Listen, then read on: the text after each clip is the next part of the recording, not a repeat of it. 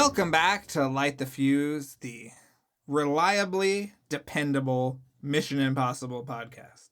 I feel like that's a bar we clear pretty easily every week. What do you think, Charles? Yeah, Drew, I think we're pretty reliable, pretty dependable. Yes. Coming off that 200th episode, I feel like people can depend on us. I know, it's crazy that we're even doing an episode this week. I feel like we could take a couple of weeks off. We could kind of reflect. We knew we needed something to really deliver following up Tom Cruise, and so we've been trying for a long time to get Maggie Q on the show, and we did it. And this is an awesome talk with Maggie Q. She's a wonderful person, and yeah, she had COVID, I had COVID. You still haven't had COVID, but it was a scheduling nightmare. But Then I had surgery. Yeah, we had a lot of delays, and we finally got it. We're so happy we did. It was a dog party. It was her dogs, our dogs, and it was a grand old time. I have to give a little bit of a warning that there is a dog panting for the first few minutes of the interview. I think we had multiple like phones we were using to record the interview, and there was a dog panting right in the hero phone that we had our sound coming in. So I was afraid of that, but I'm glad you confirmed it. It just adds to the charm. I won't say if that was my phone or not, but come to your own conclusions. But I think I knew that was probably going to happen, but that's okay. It adds to the ambiance. Yes, yeah, it's a nice atmosphere that we've built. So yeah, we talk all about Mission Impossible 3 and her amazing career and starting out with Jackie Chan. It's basically, this is your dream episode, Charles. We got Jackie Chan, we have Mission Impossible. Yeah. I mean, what more do you want? Dogs are there. Yep, for sure. So, well, hey, so maybe it's time for you to do your favorite part of the show. I'm going to jump right into it. I'm going to first give a shout out to Jeremy Dillon, who's been a longtime member of the Patreon, and he wanted us to remind people that on his podcast, My Favorite Album, he actually talks to one of our favorite people on Earth, Eddie Hamilton. Yep. And so please check out that episode along with all of his other great episodes where he interviews different artists and songwriters about the music they love and how it's influenced them and their work. And we also want to give a shout out to John B., who has also been a longtime subscriber, as well as Elvis Ripley. So thank you guys. We couldn't do it without you. And I guess that's it, right? We're going to jump in and we'll be back afterwards. Yeah. All right, let's do it.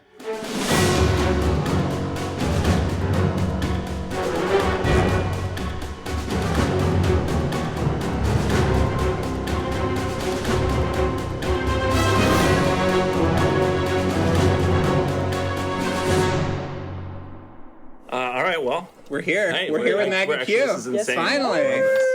Dog butts, dog noses up dogs' asses. It's awesome. Listen, there's always dog material. There's always dog. This is going to be over my... We talk about on the show we talk about dog cinema. We talk about dog movies that we love. What dog movies do you love? I mean, am I missing? Did you ever see Togo on Disney Plus? Togo? Oh, you should see that. It's great. What? Yeah. Do you have It's Disney a true Plus? story. Yeah, Disney Plus. Yeah. Yeah, watch it. Willem Dafoe. It's awesome. Really? It's I kind love of like Dafoe. the true story of. It is a true story. Balto. Like that Balto wasn't actually as big Have of you a ever hero heard that as story people about said? it's like a relay race for medicine, some kind of I do medicine? not know this. How do I not know this? You're gonna love it. I didn't know it until I saw the movie. Yeah, it's amazing. It's a You're going to fantastic. clutch all the dogs. while you watch T.O.G.O.? it. T.O.G.O. Okay. Yeah. True You'll- story. You'll cry and happiness and sadness and wonder. It's wonderful. I need something to watch on my own.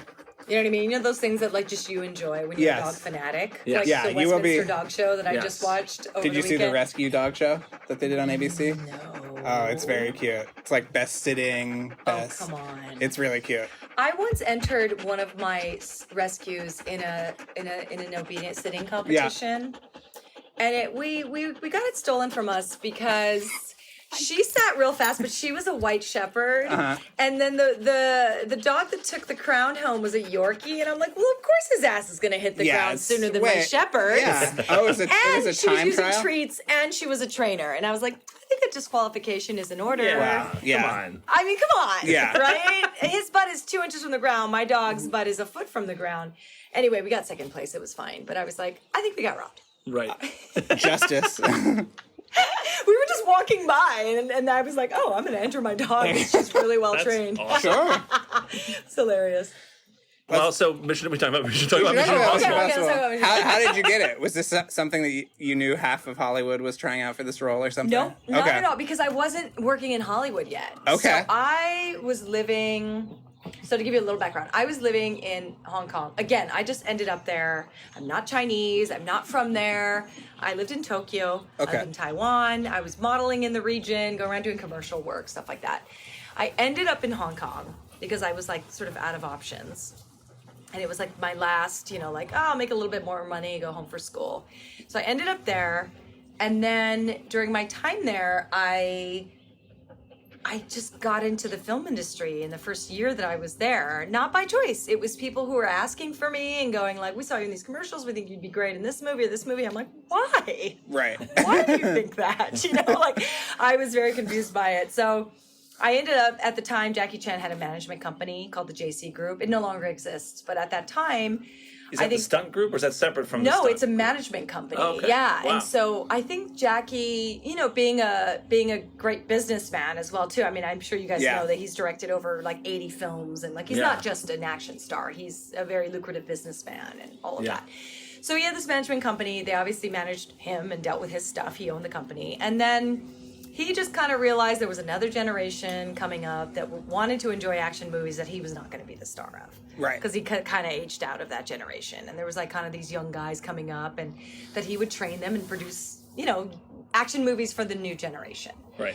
And he did. And so he sort of like handpicked a bunch of different guys, and then I was one of them. I was the girl, basically. I think there was another one, but like I was sort of the one that kind of made it out of there with a career, I think. Right. Yeah, and so his team trained me. So I had this athletic background as a runner and a swimmer. Of course, that's happening. You can go. And bye, get some exercise.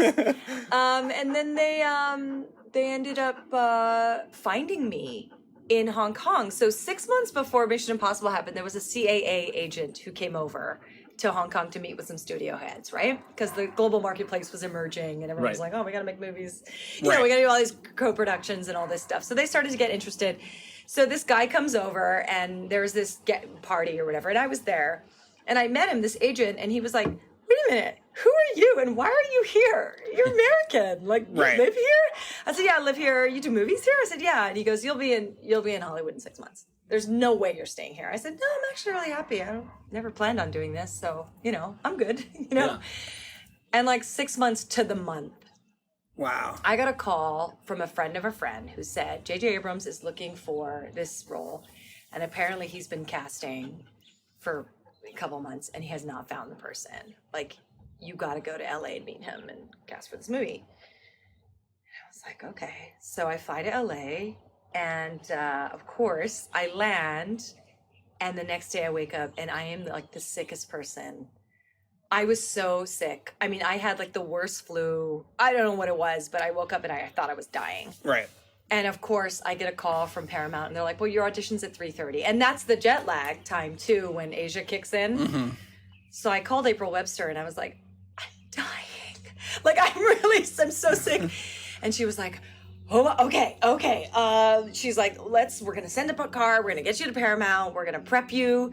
We're going to make this work. So she's so kind, like this woman. Like, without her, I would have never gotten this film.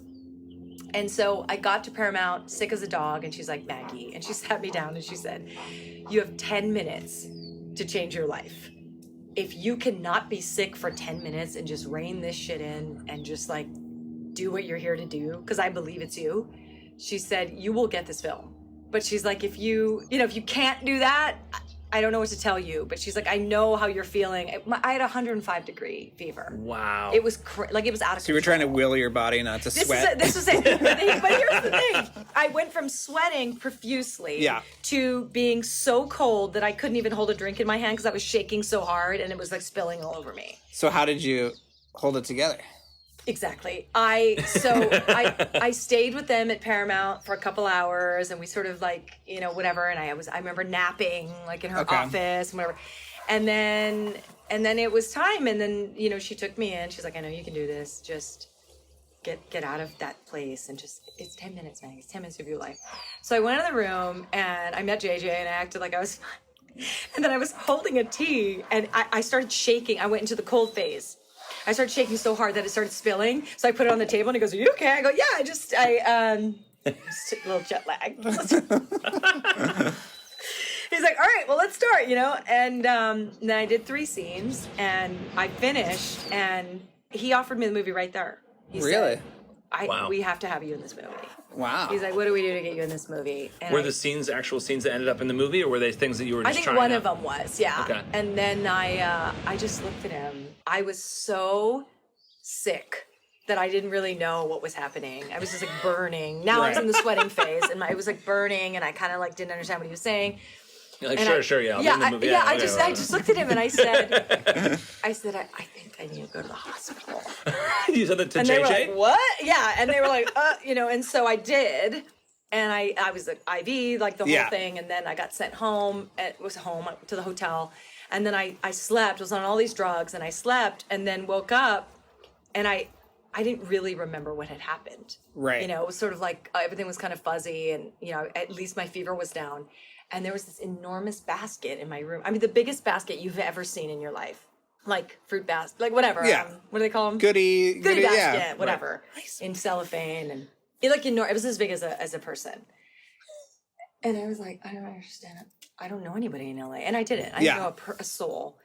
So then I walked over to the basket and I looked at the card and it said, "Here's to a great mission. Love, Tom and JJ." And that's when I knew I got the movie. But up until that point, I wasn't totally aware of what went down the day before. Wow. Do you remember what was in the basket?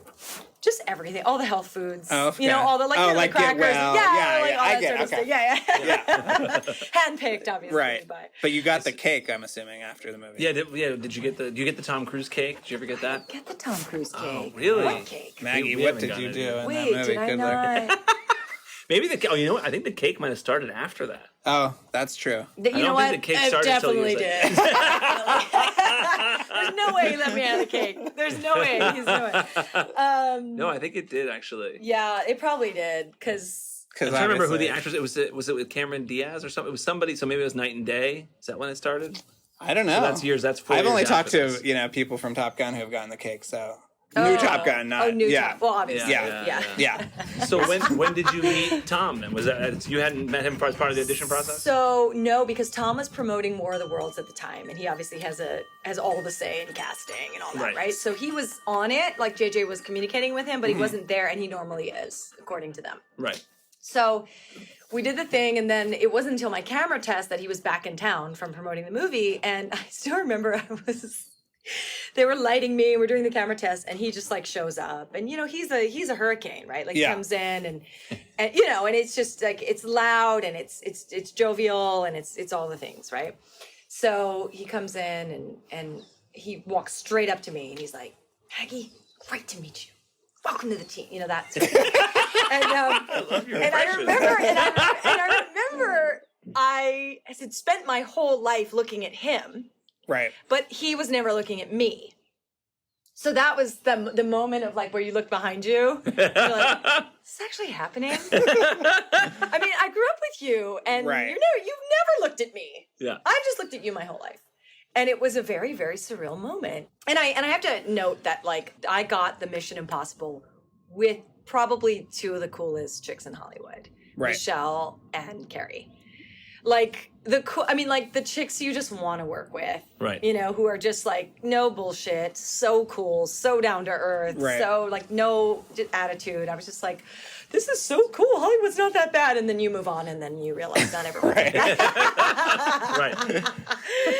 So yeah, I went in at a very high level. I mean, when they were talking to you about the role, did they say we want you to do stunts? I mean, was that part of the appeal of getting you JJ on board? didn't even know that I did any of that. Interesting. Like he was like, you would think that he would have been like a little bit schooled on me maybe. Right. And been like, oh, she's great for this role for this reason. But the reality was, which was refreshing, was he was like, no, I'm looking for the best actress for this role. Right. Like, we can train you. Right. This is Hollywood. Right. We had Vic Armstrong shooting second unit. Right. We got his whole team. Like, I'm not worried about that. And so he didn't even know that I had skills. Okay. Which was cool. Yeah. It was really nice. Did he tell you? Because JJ was like, I don't know, I think the third director on Mission Impossible 3. Oh, I heard all the stories. Oh, really? Brett Ratner also they approached him as well. Right. And I know him personally, so I got the story of like how he was pitched. Oh my Rusty's God. back. Is Nova around? Or? Nova's around. I just saw her. Oh, there she is. Yeah. Oh, there she is. Yeah. Sorry. And you just missed that Maggie has some tea that Brett Ratner was also offered Mission Impossible 3. Really? Yeah. So I've known him since I was 18 or 19 because he was doing the Rush Hours with Jackie, and Jackie was my boss. So I've known him forever. But he was telling me this story. It was so funny. We laughed so hard. I think we were crying because I was telling him about how Tom, he loves food, and every time he talks about food, it just appears.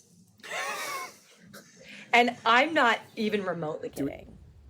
And so I'm talking to Brett about the food thing, and he goes, no, you don't even know what happened with me. I go, well, you don't even know what happened with me with the parfait. He goes, oh, you don't even know what happened with me with the BLT.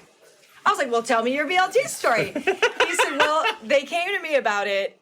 Tom had cut together this teaser for the, just like existing films of like, this is the look of Mission Impossible. This is what I want to do, whatever, right? This is according to Brett. Okay.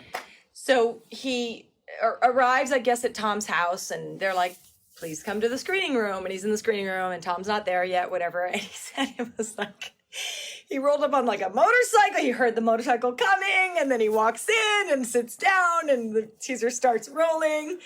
And it was just like very theatrical, like the whole experience. And he's like, God, this guy's so cool. Like, what the hell? It's like all timed so perfectly. So it ends, and Tom's like, what do you think, Brett? Like, that's my vision. Like, what do you, and Brett's like, yeah, it's fucking cool, man. I don't know. It's awesome. And he goes, you hungry? He's like, you want a sandwich? And Brett's like, no, man, I'm good. He's like, you like BLTs? He's like, yeah, I love BLTs. He's like, I love a BLT. He's like, do you like BLTs, Brett? Brett's like, yeah, like, you mean like a bacon lettuce? He's like, yeah. He's got the bread, the bacon, and another piece of bread, some more bacon. And he's like, yeah, and some lettuce, yeah, and the mayo, and another piece of bread. He's like, yeah, a BLT. He's like, yeah, BLT. You like BLTs? He's like, yeah, Tom, I like BLT. Love a BLT. Love BLTs. And he said, I swear to God, Maggie, I looked up, he had BLT in his hand. That he hadn't previously had in his hand. And he's like, what the fuck did that, where'd the BLT come from?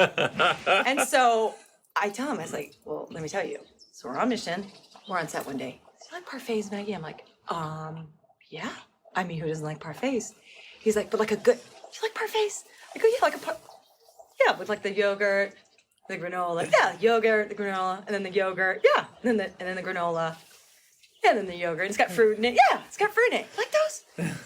Yeah, I mean, yeah, I like them. He's like, I like parfaits. I love a good parfait. I'm like, yeah, me too. I like parfaits. He's like, yeah, parfait. And I swear, I looked up, he had fucking parfait in his hand.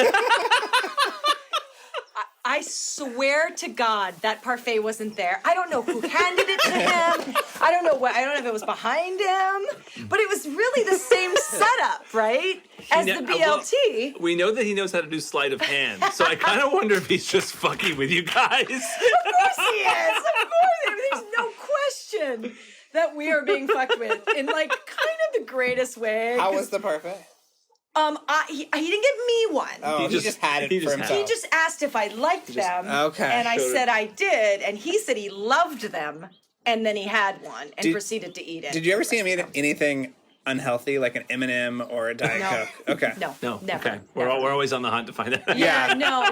It's always something requested. That's like very reasonable. But I heard that he does get fun food trucks sometimes on set? He sure does. And his housewarming, I will tell you, had some of the best food I've ever had. I mean, we expect nothing less. In my life. They were doing pizza, and you could just get it like slathered in caviar. Was Wolfgang Puck there? I probably was. I mean, I was. There was a lot of people there that were very fascinating, and so I wasn't really paying attention to the chef because I was just like, Jeremy Piven and I were just like sitting there going, oh my God, so what do you think's happening there? I mean, we were just laughing the whole time. Wow. Because we saw Oprah and Gail, we saw them standing around a table about this size that was round, and they never left the table. And they kind of kept walking around the table, and we were like, what are they doing? And like, why aren't they leaving the table? Like, what's happening right now? Then they're talking and they're kind of eating, and then they walk around again, and they're still talking, they're still eating, and now it's been like 45 minutes. You sort of feel like, well, if you're going to get a little food, you get some and you walk away. Like, why are they still standing there? I'm like, I gotta see what's on this table. Like, I don't know what's on this table. I get up, I walk around, try to like sort of look over and see. It's a vat. It's the biggest container of caviar I've ever seen in my life. Wow. It's like a vat. It's like this, like as big as my arms, touching, and like this deep. I mean, it must have been like a few $100,000, this caviar. Wow. And they were scooping it like it was ice cream. And they were just throwing it on these little plates and just eating it like it was ice cream. I'm like, that's what they've been doing for 45 minutes. So it was funny. We laughed a lot. Wow. Well, things you don't see. If you were out of the country sort of like in that 90s period, did you know what these movies were? I mean, did they translate to Hong Kong or which movies? The Mission Impossible movies. I did. No, I definitely did. I definitely saw the first. I remember the first one was just like, it just blew me away. It was just like, what in God's name? And then the second one was John Woo, right? Yeah. John Woo, yeah. And then obviously because John Woo's such a legend, I wanted to see that one. It was really cool and stylized. And then I remember that was the first movie obviously Tandy was in. Yes. And I was just like, who is this woman? And yeah, and then you're part of it. And it's just like you just don't really understand it. Like, how does this happen?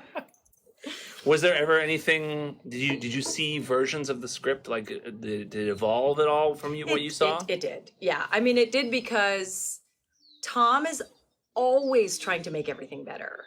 I mean, I say what you will. I mean, people say what they want about everyone, but I know for me, when I work, it's great if you are like each other. It's great if you develop a friendship out of a professional working environment, but at the end of the day, you really just want to work with professionals, right? Right.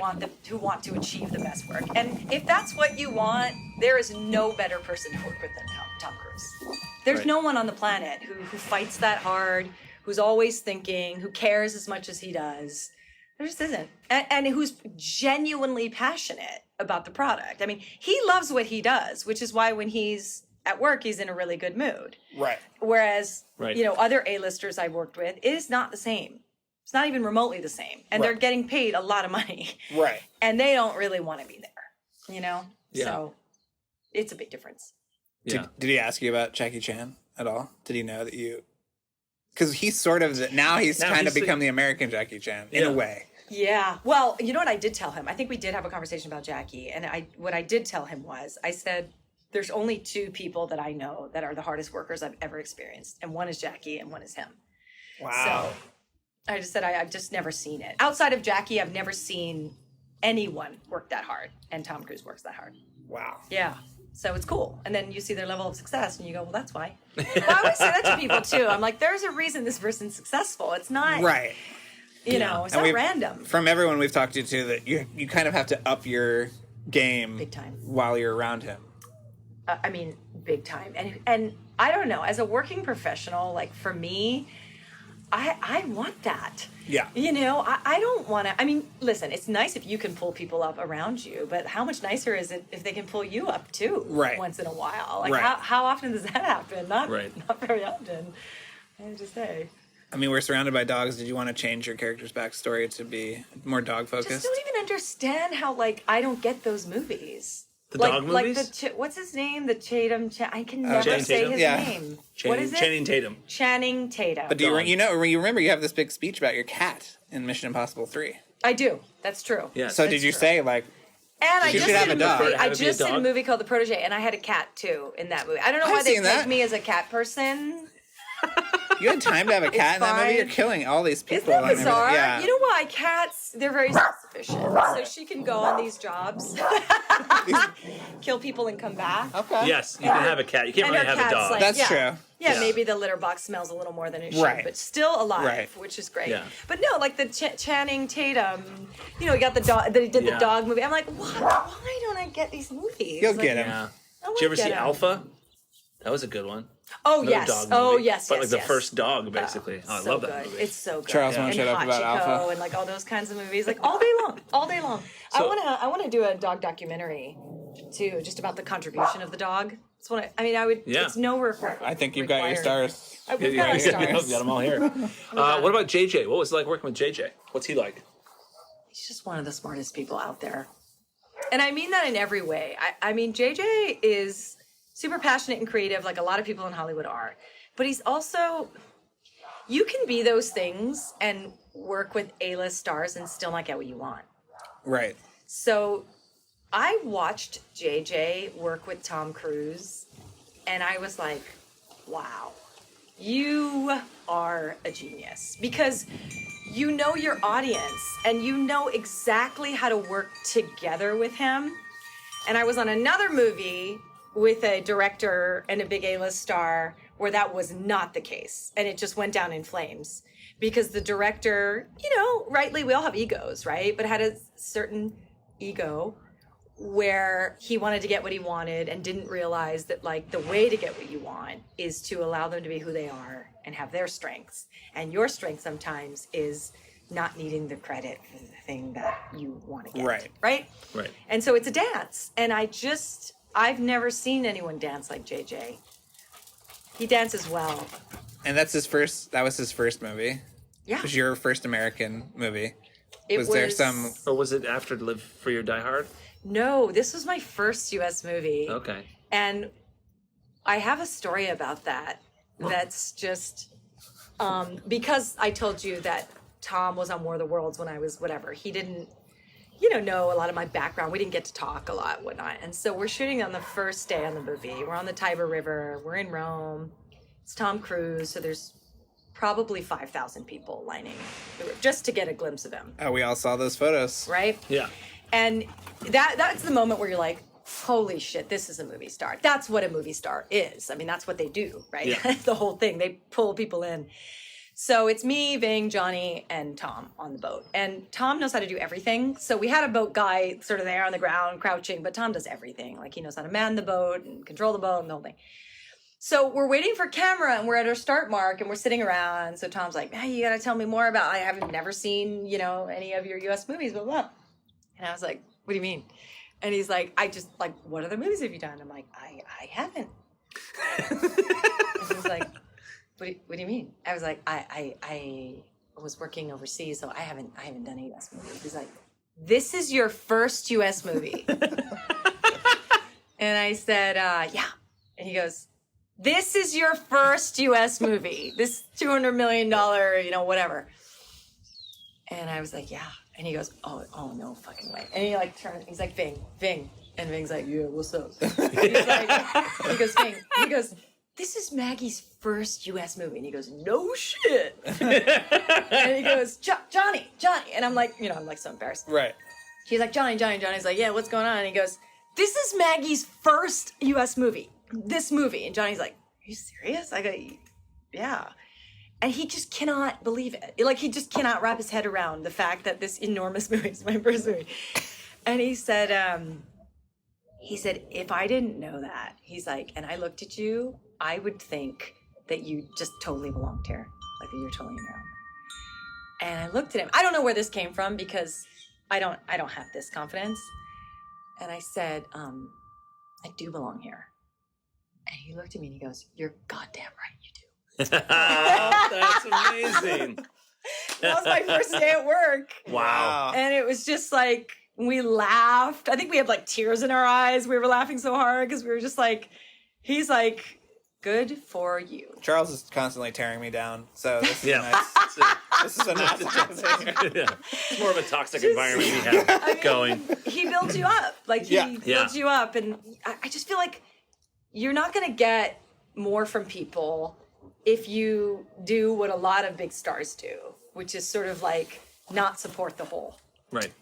And Tom just knows that without the whole, I mean, it doesn't matter how big of a movie star you are. Everyone has to be good for the movie to be good. It can't just be you. You're obviously good because you're Tom Cruise and you're headlining, but he just knows the value in all of that. And he's so right about that. Well, and to single you out on a boat full of other famous people, surrounded by all these fans, and make you feel that way. It's pretty amazing. But that's what he does. Yeah, we've heard that from a lot of people too. Yeah. He does it all the time. It's almost like, I get enough of this, and here's some for you, and here's some for you. And I had a publicist before who I'm still friends with who told me the same story about Drew Barrymore. She said who Drew's a really nice person. And she said, I was on this junket and my client was the new girl and she did this movie with Drew and everybody, all they wanted to do was talk to Drew. And she was so inclusive and made sure that the media wasn't totally focused on her and was just really gracious like that. So there are people who just like, they're great like that. Right. Yeah. Should we break down some of these locations? Sure. Well, we love the Rome sequence, obviously. Oh yeah, the Vatican sequence is so great. So insane. Yeah. Okay, I remember I heard a story about you driving the car. You hadn't driven a car before, or you didn't have a license or something. You wrecked the car. Not wrecked it, but no, I did. Yeah. It was a fender bender, right? It was a fender bender with a Lamborghini into a Mercedes. You can't. We had 4 of them. And one of them we were going to blow up, so that's okay. But we had 3 other ones, like in case sort of thing. So was it the one that blew up that you hit, hopefully? No. And what happened was the sun was going down, and JJ really wanted to get this shot, because he's like, oh my God, I got this great flare, or whatever it was. And, that sounds like JJ. Yeah, he's got this flare. Right. And it sounds like every director, where they're just like, I got the shot. And the problem was the action team wasn't there, because we weren't supposed to do the shot that day. So they were very upset because the ADs were like, get her in the car, we gotta get her doing this. And they're like, no, we have to safety everything, make sure. And they're 100% right about that, obviously. But I had these like monster heels on, and they were super strappy because JJ wanted me stepping out of the car. He was like, it has to happen in one shot. And so the pedals are very close together. It's this Italian sports car or whatever. And so I went from pressing the gas to the brake, and I couldn't move my foot. And I was like, fuck, and I'm trying to pull, but it's a strappy heel. It's not a pump, right? So I can't pull my foot out. And I'm trying to get my foot out, and I can't. And there's extras standing in front of the Mercedes, and I'm now coming in hot. And they say, so I crash. This guy jumps out of the way. I still remember it like it was yesterday. It was so traumatizing. It was an extra who jumped out? It was an extra. He jumped out of the way. I hit the Mercedes, and the Lamborghini guy runs in and opens the door and immediately looks down at my feet. Because he's just like, there's a problem. Something's wrong. I mean, you don't just like drive into another car. And my foot is still stuck. Oh my God. With the heel in the accelerator. Wow. Sort of jam. And so they undo the thing, whatever.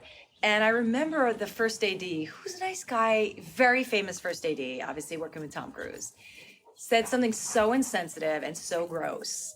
Because I was so embarrassed already, I was like wanted to die. And we had like 300 extras. I mean, it was crazy. So I immediately burst into tears. And because I'm so embarrassed. And I go to my trailer, and JJ, being the most amazing person in the world, he comes to the trailer, as I'm like bawling my eyes out. He's like knocking on the door. He's like, Maggie, it's me. Let's talk. I'm like, okay. So he comes in, and he's just like, dude, when can you ever crash a $350,000 car and just walk away? He's like, we should be laughing. He's like, it doesn't matter. He's like, Tommy was insensitive. I'm sorry about that, but he's like, let's laugh about this because there's no one. You're not getting a point on your record, on your driving record. He's like, we're all good. We have another one, and the whole. Only on a Mission Impossible. We have another. We got another 3 Lamborghinis. We're fine. About it. So I felt still stung by embarrassment, which of course is an ego thing, and whatever. I recovered because JJ was so kind to me about it. But yeah I totally crashed a Lamborghini, and it was like just not. But it wasn't your fault. Great. It was the shoe's fault. It really was, and I wish that. And if we weren't rushed, it would have never. I would have never crashed, And the stunt team was like, "Don't you ever? If they ever come to you again and they say you got to do this, just say no. Say no. The stunt team should be here." We should talk about the yellow dress, an iconic piece. Oh, the red one. Was it red? Yeah, the red one. Who is yellow? The car was yellow. No, the car was yellow. Yeah, okay. Yeah. Mm-hmm. So the red dress. Yeah, because Colleen Atwood is a legend. We were dying to get her on the show. She did the costume. No. We haven't had you need to. I think the only costume designer we've had is Michael Kaplan, I think. Which is a pretty great costume designer to have. But is he a multi-Oscar winner? How many Oscars does he have? He actually doesn't have any. Oh, he doesn't. We were surprised to find out because he did Blade Runner and Seven and Star all these Wars, big movies. Oh, that's weird. He was probably nominated for all of them. Yes, but yeah. So, but No, we're Colleen's dying a to get legend. Colleen on the show. I mean, She's she's amazing. So when did you know that was kind of like, was the slit always, because that's the big moment too, Well, right? no, this is what happened. Every designer in the world sent her a red dress. Oh, They were okay. like, oh, our red dress is going to be in Mission Impossible. Hell to the yes. And so she had a rack of just like, I mean, everything, Valentino, to this, to that, like all their top dresses. And Colleen's very monotone. So she was like going through it. And I tried on all these designer dresses and she's like, no. And then she just sort of like hangs it up and goes, I'm just going to design it. no one's doing it right. Like no one really has that one. So she did. She built it from the ground up. Wow. And what she did, what was so cool, because it was so skimpy that it was really hard to. I mean, you can't get into a dress like that, right? It's so what she did was all those straps in the back, they were magnetized. Oh, wow. So you could like break open those straps, and she had these like tough magnets on them, and then I stepped into it and then they just like magnetized together. That was the only way to get into that dress. Wow. I can imagine not going light on lunch that day, knowing that you would have to get into that dress. Do you know what Phil said to me? I got to set, God bless his heart, he goes Is Philip Seymour Hoffman? yeah, he goes, I got to set and we got along so well. He's such a great friend. And he goes, I showed up in the dress. I had the robe on, took the dress off. And I walked up to him and I go, hey Phil. He goes, you're naked. It's a good impression. You And sound like it. I go, kind of. He goes, yeah, no, you're just naked. You're naked. He goes, you're not wearing anything. I go, really not. It's an amazing dress. Listen, few people could pull that dress off. Yeah, So I think when we that was interviewed a- Michael Kaplan, even he brought up that dress. And was he like, I'm so did? jealous of that dress. Oh yeah, Because he did a great green one for Paula Patton. We talked to him Yeah, about, and he was like, yeah. coming off of the, Sure. the red one. Oh, the dogs were playing. Yeah, it's a real. Well, you know what ended up happening was I think Cavalli ended up making that dress later. Oh, like in his line, and like sold- copied it, wow, full okay. copied it. Yeah, because I know Wow. she built it from the ground up. So it's an amazing That's dress. yeah, so awesome. she's so awesome. Just a legend. I Truly. presented a Lifetime Achievement Award to her at the Costume Designer Guild Award. Really? Whatever. That's so like, cool. the So year you after. have like her like most recent phone number. Yeah, let's get her. No, let's get her. Honestly, you have to. No, we would No, but the love thing to about talk to her her. that's so amazing is like you'll just put on like a black jacket, and then you'll zip it up, and she's like, "Yeah, get rid of the zippers. This zipper, flip this one, change the color on it, and raise the collar." Wow. She knows exactly what she's doing, Yeah. and she just takes a normal jacket and makes it amazing. Yeah. The costumes that. in that movie are really They're really Great. good. Yeah. Yeah, I mean, I love that whole like the Tom Cruise like utility outfit in that first mission. The whole like that. It's Yeah. so great. You weren't on that mission. Were you in the helicopter? No, yeah. I was. Yeah, Yeah, you're she's in in the that mission. helicopter. Yeah, that's right. Yeah. Yeah. It was, like all the tactical stuff. She also, when they, at that level, they not only do they know what it should look like, they know how you're supposed to feel and how you're supposed to move, right? Right. Whereas like, you're in other movies and they're like, aren't these leather pants fabulous? And you're like, yeah, if I'm going to dinner. Like I'm jumping off a building and like kicking so-and-so in the face, like that's not gonna work. And they just don't, you know what I mean? They don't. But at her level, like they won't even present something to you that doesn't function. Right. They totally get it from top to bottom. Right. So refreshing. That's cool. I know.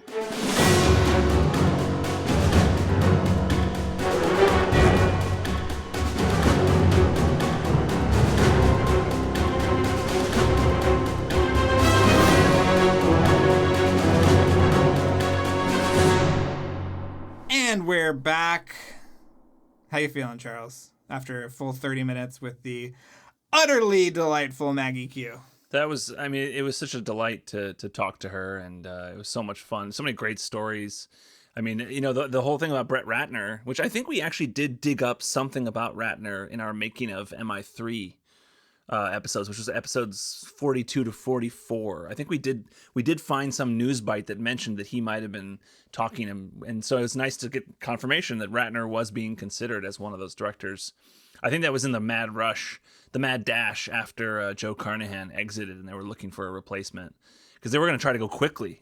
And then they decided, like, I think JJ said, I want to do it, but I want to work on the script. And so then they delayed a year, I think is how it worked out. Yeah, they were going to try to do it before War of the Worlds, and then they did it afterwards. So everything worked out the way it was supposed to.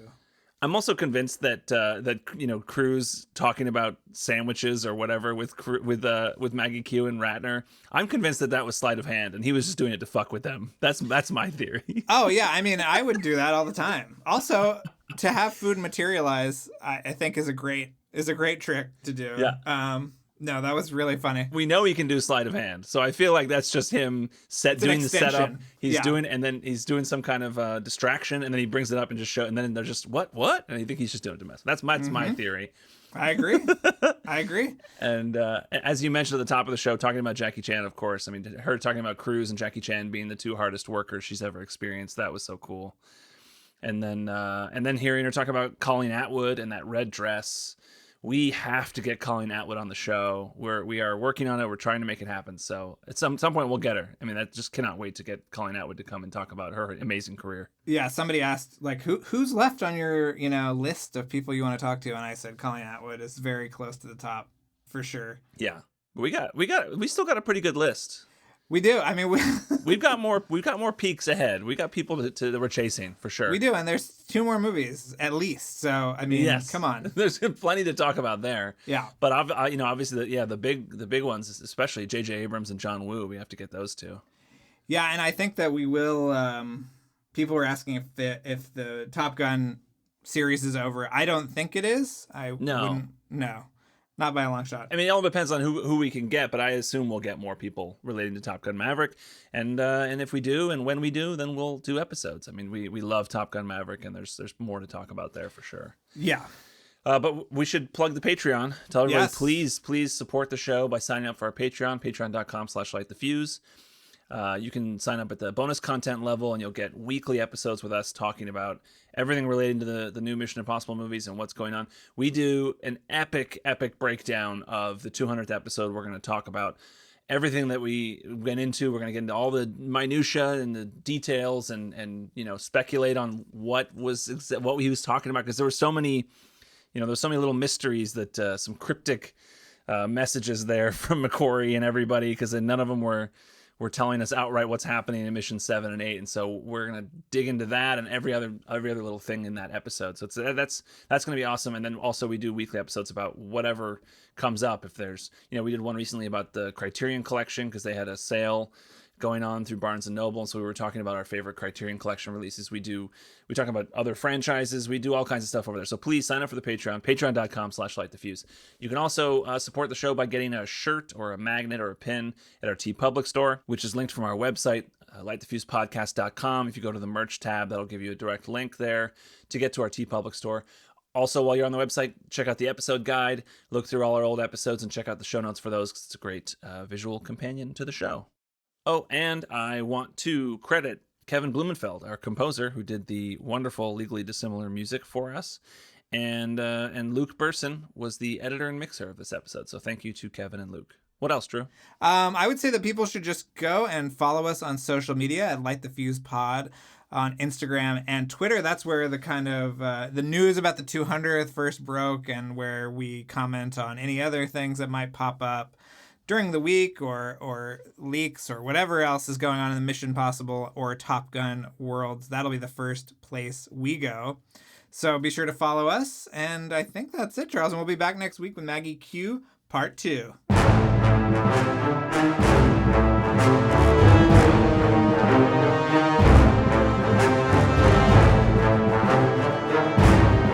Thanks again for listening, everyone. Before we go, another mission, should you choose to accept it, please rate, review, and subscribe wherever you listen to podcasts. And remember that you can follow us on Twitter and Instagram at LightTheFusePod, and email us questions or comments at LightTheFusePodcast@gmail.com. This message will self-destruct in 5 seconds.